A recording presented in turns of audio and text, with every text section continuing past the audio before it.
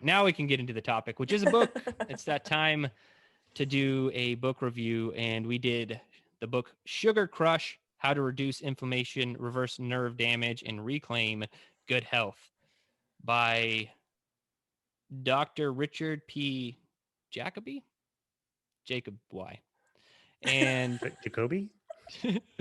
Jacob Y. and, No. and Raquel Baldelamore, which This I is think in going Harry well. Potter, in Harry Potter is the name that should not be spoken. So Okay. No, that's Voldemort. Good try. hey, so Doing this. We're so good at reading. I had it. Yeah.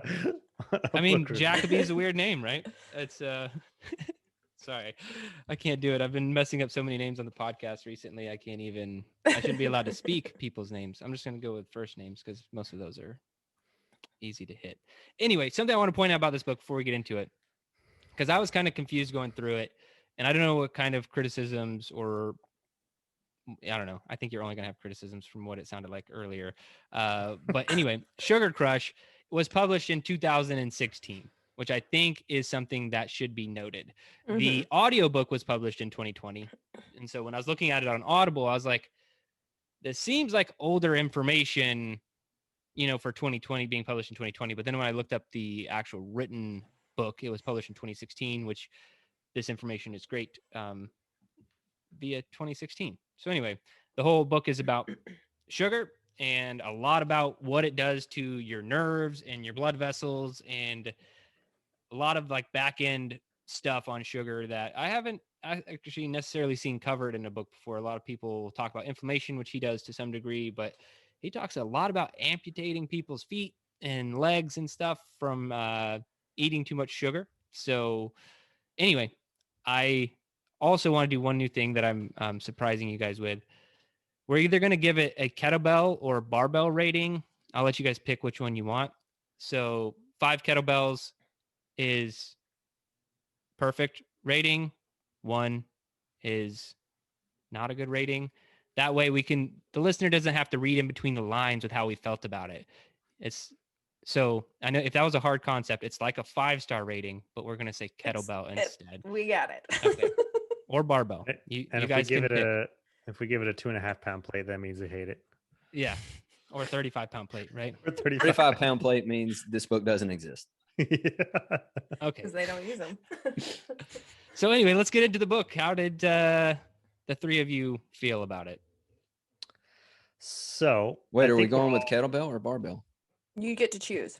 do I whatever liked want. you just going, I rate this a fractional plate or a 35-pound and make it super vague and weird. No, you can pick kettlebell or barbell. Okay. I give this a fractional plate rating. So all of us aren't just sticking to one standard rating system. We all just kind of have a subjective. It's on a rating system. scale of 1 to 5. You can No say matter barbell what or you choose. kettlebell. Yeah. All right. Go ahead, Joe. I'm sorry I interrupted. I just thought that was important to I establish. mean, we got to nail down the rating system. That's Yes. Yeah, that's important.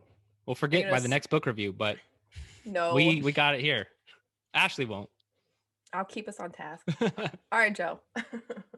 So, yeah, I think we have a lot of the same feelings toward this, and I'm going to try and keep it to one positive and one negative, and that is, I think a lot of things with when doctors release books and come out with these nutritional books is that they don't really know how to communicate with the average person.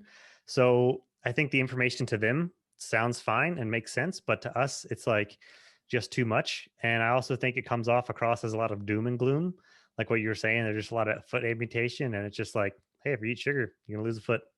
Sorry, like it's. So I think this would be a good book to Good foot to cut off. Yeah. Yeah, foot. Yeah, this book gets this. We can rate it on how many foots it is. This book would be good for another book or something to reference to, or if maybe you are in this position of like pre-diabetic symptoms or anything like that, then maybe check it out. But other than that, I would say the section on sugar in something like Deep Nutrition would probably be a better bet. Just taking that if you really want to know about sugar. But on the good side, he did have a couple of good things, and it took him a while it didn't really happen until like past halfway. And one of the things I really like that he did is kind of shine light on and attack the like big pharma and how taking pills is not a good thing, and how like certain brands just how they market certain brands or don't market some, and how like even though this commercial says this pill does this, you're still not going to get much out of it, and you're still going to have all these issues. So the solution isn't to go get a pill, and that's like kind of the nowadays way of, well, I've seen commercials for something I can get a pill on, maybe I can just do that. And that was one thing that I was really glad that he kind of shined a light on. Like And some other Pfizer's $340 million faux pas, Loss- if you will. Yeah. yeah marketing Lawsuit, it yeah. Same Pfizer people. Yeah. yeah But no, they are And, altruistic with the vaccine. They're doing it just because they love you all. money comes. Another podcast. Well, that's not controversial. They are for-profit No. companies. Like that's what anyone who thinks otherwise is being hilariously dumb. And I mean, same thing with the something else he talks about are the government regulations on food, which I think is also an awesome thing to bring up. And the fact that, well, the government says you can eat all this junk and you're fine, but then you're going to pay more to go need a doctor, which, pharmaceutical companies are, I'm sure, in the pockets of They're many. loving. Yeah. So it's kind of a circle of bad. But I think the important thing is that he kind of gives or shines lights on those things. The fact that, what you think these pharmaceutical companies and, go get a pill or whatever they're recommending to you is fine. It's really not. So those are my main two positives and negatives, but we're going to go to Kyle next. Oh, okay. Yeah. I'll agree with Joe on the whole technical jargon of the book.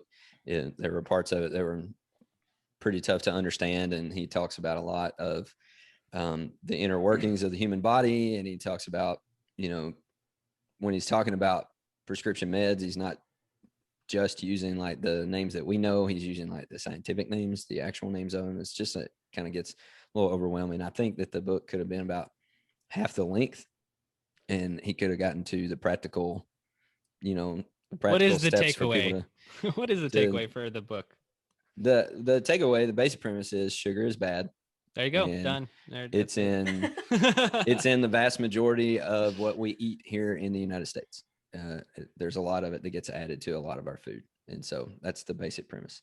But so I'll say that I liked some of his practical stuff that he told people to do at the end of the book, but his solution was like go keto, and I was like, keto is not going to work for everybody.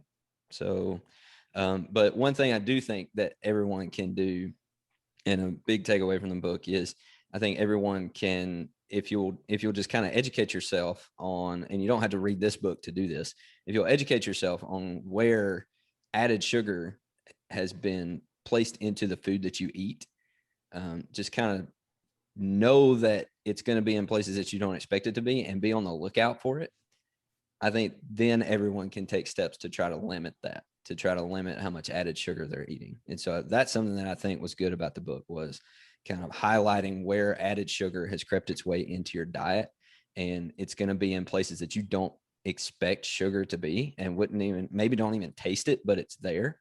And so highlighting some of those things, and then people can go and start taking steps to kind of limit that, like slowly cut out certain things in your diet, replace them with things that don't have the added sugar. And you can take those kinds of steps instead of like just going full blown keto. And I mean, if you want to work towards keto, you can, and if keto works for you, then you can do it. But I don't think that's a long-term solution for most people, but I do believe that everybody can take steps to eliminate this stuff from their diet. And so that's something that positive from the book. Are we giving our ratings now, or are we all doing I that guess at we'll the wait end? till the end since Joe skipped it. Yeah, So since Joe didn't do it. Okay. Yeah. So Ashley, your turn. Yeah, so I mean, just what you guys said, I liked how he touched on the inflammation markers. Like he talked about on carpal tunnel, like something that lots of people wouldn't even associate with sugar is potentially even something from high sugar diet. And when we're talking sugar here, it's not even just the added sugar and like white sugar, like we're talking carbohydrates that are processed. I mean, he even goes through a list of what people are eating. And I think because we all eat pretty much the same, I would say, and some of our community even eats kind of the way we eat. We're kind of in that like bubble of everybody eats kind of what we eat. And it's not the case. Like he talks about people eating Pop-Tarts for breakfast, and then they're eating a sandwich with chips and then throw in like a side salad just to call it good.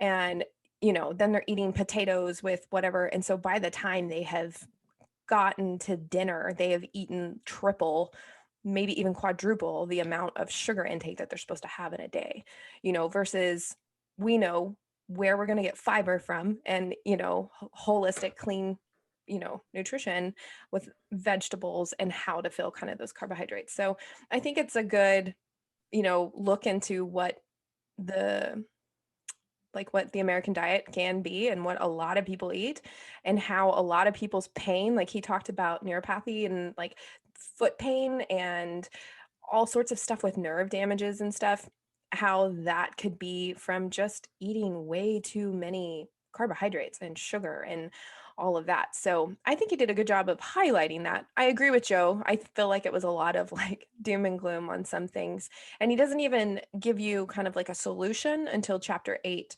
But with that, I think he hit some good points. He talks about, because ketosis back in 2016, like the whole keto blow up wasn't until, oh man, like maybe a couple years ago, like maybe 2018. Yeah. Really blown up 2018. Right. So the fact that he's hitting on this so early, I don't know. I think it shows some insight that he had done some things to some patients. He even talked about cancer patients, how cancer eats on carbohydrates and sugar and whatnot, and how he, they knew that ketosis could help them. So I think the takeaway from that is make sure that you're getting the sufficient amount of protein that you need, as well as maybe eat a little bit more fat than less carbohydrate in order to make yourself feel satiated. So that way you are not always reaching for something that, like sugar that's going to burn quickly.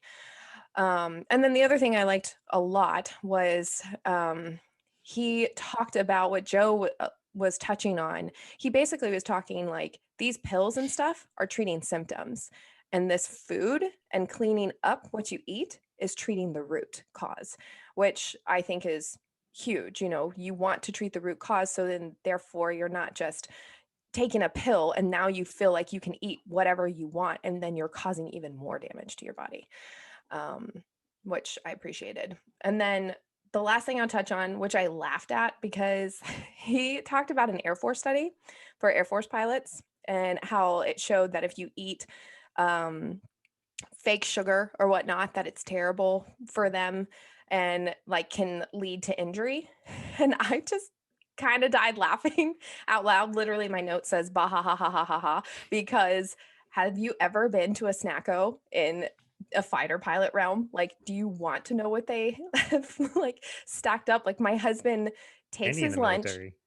Oh, 100% takes his lunch, packs his own snacks, because all they have is Rain or Red Bull and Snicker bars and chips, and like that is what they're fueling up on. And I don't know, I was just kind of laughing while he was like, they are trying to prevent this so pilots can have more injury prevention. I'm like, nah, it hasn't even hit that. So anyways, that was kind of my one funny thing, but I liked the book overall. It wasn't bad, so I'm not poo-pooing on the book. Jerred. We'll get to our ratings shortly. Okay, your turn. Just interesting thing on the military though. You are very right. I was just talking to my brother about this because we're clearly talking to about some of his habits, and he was just talking about his army days. He's like, wars are fought on nicotine and energy drinks, and I was like, that's the truth. That's the truth of the matter. And so anyway, getting back to sugar in this book, I think this book was very intentionally written for someone who has disease. Like just the entire time, like I just never felt like this book was talking to me. You know what I mean? Like he was very specifically talking to someone with a lot of ailments. So I do think if someone in your family, I'm trying to think of like how if you're a garage gym athlete, you've already reduced a lot of sugar in your diet. This would be great to give to a family member. I'll be that person 100% of the time. Like, oh, is this going to offend you? I don't care. You're my family member. This is where offense is allowed to happen. Maybe I'm not allowed to offend people on the internet or Instagram or what without getting canceled, but my family can't cancel me. So I'm going to get in your face, offend you if I need to. And so if you want to hand them the Sugar Crush book because they're having weird problems, and they just can't figure them out. They seem like these vexing, confusing things that they can't figure out. It's probably sugar. So reduce some sugar and you'll be fine. I also think that the solution is so easy that you don't really need to read the book unless you need a bunch of convincing. Like just stop eating as much sugar. I think no sugar is very hard. I actually don't even know what people mean when they say like a no sugar diet. Like I don't even know if that's possible, like legitimately possible, because your body's going to break most carbohydrates down into the simplest form of glucose depending on the carbohydrate. So it's just like, I don't know what people mean by that, but reducing as much refined sugar in your diet or added sugar as possible is something we should all be striving for, really just all the time. I think knowing that, so who the book was written for is very important going into it, and you can get a lot of good information if you're kind of in that boat or if you have any weird health problems. One thing that he mentioned in the book that was completely not backed up by anything, it was just kind of his theory, was he mentioned NFL football players consuming a lot of carbohydrates, and they're having the highest frequency of, I think it was ALS. That's very like, that was a big like for me, because yes, he asked a really good question. It's backed up by absolutely nothing, so let's not jump to like any conclusions here, but that is very interesting to me, because if you can be incredibly, I don't want to call football players healthy either. That'd be like calling people in the military healthy, right? Who are just young and athletic, right? It's not the truth. But if you can be at that level of athletic performance, but sugar still, quote unquote, crushes you, to use the book line, and can give you disease without the inflammation, without the obesity, without all those things. That is surprising for me, and I would love to dive into more research on that, because if that's the truth, sugar's even scarier than I thought. I try and reduce sugar to the best of my ability, but I'm not scared of sugar like some other fitness gurus would be. Like if I'm in the middle of a workout that's incredibly high intensity, I'm okay ingesting some sugar, pure sugar, right then and there, because I know how quickly my body's going to digest it and what it's going to be used for. So I'm not like scared, like, oh, I had the sugar drops, the inflammation coming, like I don't feel like that's the truth. But if it is the truth from what he's saying about these football players, that's pretty alarming. And I'd love to know more about that, but I don't know if we ever will truly figure that out. So other connections he made, which we've heard of Alzheimer's being type 3 diabetes, I think is very interesting too. So just a lot of good information about diseases you wouldn't otherwise think are related to sugar, that are. And yeah, I wasn't a huge fan of his solution just being another, okay, go keto, like Kyle was saying, go low carb. Like I eat a low carb diet primarily because it makes me feel better, just my day to day. And this is something I realize all the time. And it's like this cycle I just go through. It's every year, same cycle. I'll be low carb, and then somehow my carbohydrates will start increasing. And then I'll just be like, I feel a little bit worse than normal, or not optimal. I'm like, you're eating way more carbohydrates than you were. And so then I back carbohydrates back down. I make sure I really get focused on my protein and healthy fats, and then boom, my energy levels are perfect again. And so this is just something I go through continuously, because it's not like I'm going to eat crap carbohydrates. It's just more carbohydrates, like, that I wouldn't normally have, if I'm trying intentionally to be low carb. So I do know that low carb works for me, but I'm not a low carb person like a lot of the, nutrition gurus are out there, because I think carbs are killing you. This is just what I found works for me, makes me feel good, keeps my energy level stable. And Kyle, I had one specific question for you, because there was a part in there about migraines, and I was just wondering if I feel like you found the same correlation. He was talking about migraines and sugar. He also mentioned having like a quick hit of sugar when you get a migraine, like kind of reducing the migraine and stuff. Did you find that information interesting with your migraines, or, something you found to be true? Yeah, absolutely did. And I was going to bring that up, but I was following Joe and trying to do one good and one bad, and I picked a different good than that one. But yeah, that was very helpful because he kind of highlighted. I still think the jury's kind of out on where migraines actually come from, and that's kind of something, the research that I've done, like science still doesn't really know. They haven't really targeted, okay, this is what is happening with a migraine, or at least I haven't found it yet, or this is where it comes from. But that tends to happen is when I get one and I look back at what I've eaten for the day or what I've done for the day. That's what I tend to find is I had more carbs than I usually do. And especially if I've had some kind of dessert or some kind of just something that's like straight sweet, if I've had something that's much higher, just that one meal or that one piece of the meal that's much higher in carbs than I normally have, and it hits me later in the day, that's typically what I find. And that's kind of what I've narrowed it down. That's kind of why I'm really working hard to kind of eliminate as many carbs as I can from my diet, is just because that's what I've narrowed it down to as well. So yeah, that was very helpful to kind of get some confirmation on that. Awesome. Well, I guess we can move to our kettlebell rating. I guess I'll pick for today, or Joe, 1 to 5 kettlebells. 3 out of 5 decapitated feet. No, 3 out of 5 kettlebells. All right. 3. Kyle. I'll give it a 3 as well, just because I think it's helpful to sound like what you were saying. I think if people already have issues that they really need some convincing on, like this is where this is coming from. But I think honestly, I think the vast majority of people don't need to read it. They just need to, basic premise is sugar is bad. Don't eat it. And there you go. You got the book. So Ashley. I give it a 3.5. All right. Just because I still fractional plate. Thought about doing 2.5. You know how I love my fractional plates. You'll make fun of me for it. Just because I think most Americans are sick, though. Like if you look at what people are eating, I think a lot of people should maybe, I don't know, give it a second glance and see if they can actually help themselves in a more holistic way. Jerred? We should switch it to barbells where we can have fractional plates and Okay. half ratings. I'm down. It's like loading a barbell.